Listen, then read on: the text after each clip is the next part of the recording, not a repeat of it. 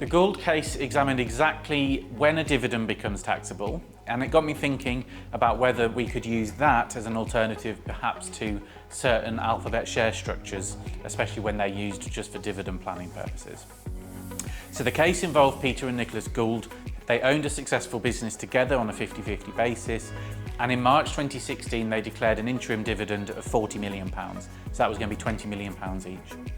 Nicholas got paid on the 5th of April 2016, which was perfect timing for him, and because he paid tax at the 2016-17 tax year rates when the rates were lower.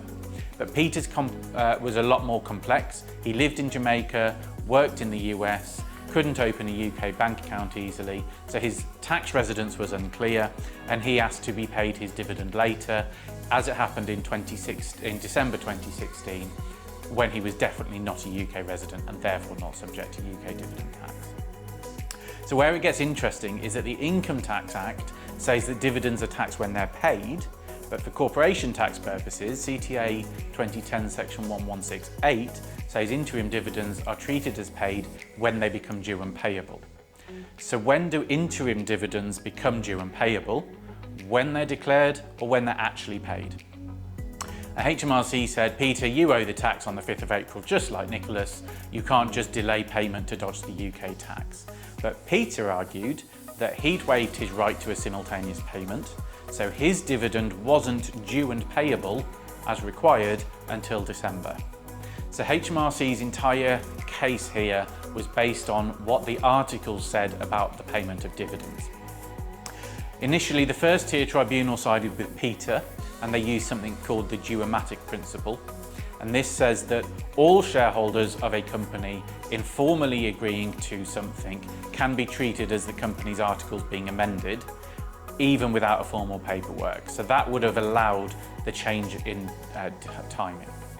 And the tribunal found that Peter and Nicholas had effectively agreed through their professional advice and the actions that they took that Peter's dividend would be paid later. The company's equal treatment rules were temporarily suspended by this mutual consent, and therefore at the first tier tribunal Peter won. But of course HMRC then appealed to the Upper Tribunal. And they looked at three cases. The first, equality. Once Nicholas was paid, didn't Peter have an enforceable debt? The Upper Tribunal said yes. Duomatic Principle meant the articles were informally amended, created a debt for Peter only after Nicholas was paid. The second, Duomatic application. Did the principle actually apply here? And the Upper Tribunal again said yes. The brothers clearly understood and they consented to the informal arrangement, a change in the articles. So Duomatic Principle allows informal decision making. And the third, waiver. Even if wrong on the Duomatic, did Peter waive his right to a simultaneous payment? And again, the Upper Tribunal said yes. He accepted real-world, practical advice about the tax risks and agreed to defer his payment. So Peter won on all counts at the Upper Tribunal, but here's what I think makes this case interesting. First, the whole situation could have been avoided with different share classes or alphabet shares. 2 tribunal hearings because they didn't structure according to an alphabet share principle. Second, I think this reminds tax advisors that company law is just as important to consider in cases like this. You can't just advise the tax consequences and ignore the company law issues. And third, there's a warning here about staying in your lane. Tax advisors need to be crystal clear they are giving tax advice. We've seen other high-profile cases. Tax advisors give tax advice.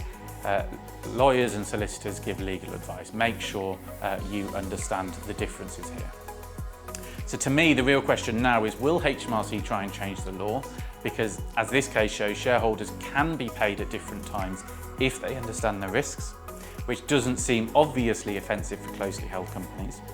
And if shareholders can use this type of planning to pay dividends and be taxed at different times, does that necessarily mean actually we don't need as many companies with alphabet share structures and actually we use the Gould Principle instead? So I think you can look at this from both sides. In the case of Gould, had they had an alphabet share structure, all of this would have been avoided. But at the same time, now that we've seen an Upper Tribunal case come to this decision, do we necessarily always need an alphabet share structure? As always, like, comment, share. It lets me know that these videos are well received, and if you have any comments or interpretation of this legislation, really interested to hear everyone's thoughts.